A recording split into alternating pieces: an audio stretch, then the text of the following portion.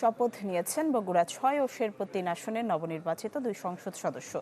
জাতীয় সংসদ ভবনে তাদের শপথ পড়ান স্পিকার হাফিজ উদ্দিন আহমদ। উপস্থিত ছিলেন প্রধানমন্ত্রী ও সংসদ নেতা তারেক রহমান সহ অন্যরা।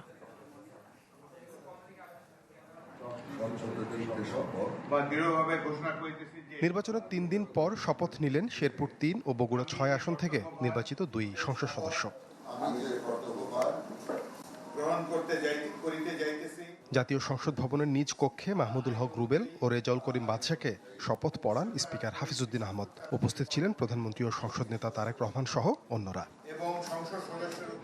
শপথের আনুষ্ঠানিকতা শেষে জনগণকে দেয়া প্রতিশ্রুতি পূরণের অঙ্গীকারের কথা আবারও স্মরণ করেন ২ এমপি।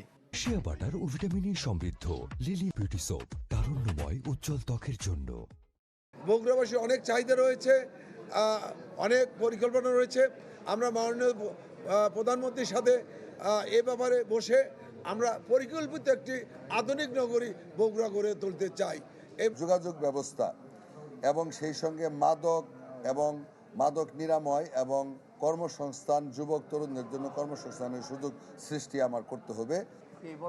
পরে চিফ হুইপ জানান, গুম প্রতিরোধ সহ বাতিল হওয়া বাকি ১৬টি অধ্যাদেশ পরবর্তীতে বিল আকারে সংসদে উত্থাপন করা হবে। নেক্সট সেশনে যখন আমরা বিলগুলো আনবো তখন তারা সব বিলে চুলচেরা বিশ্লেষণ করতে পারবে, আমাদের প্রয়োজনীয় অ্যামেন্ডমেন্টও করতে পারবে এবং আমরা শক্তিশালী বিল করতে পারবো। সেই কাজটা আমরা নেক্সট সেশন পর্যন্ত আমরা বিশ্বাস করবো না। এই সংসদ ৫ বছরের জন্য গঠিত।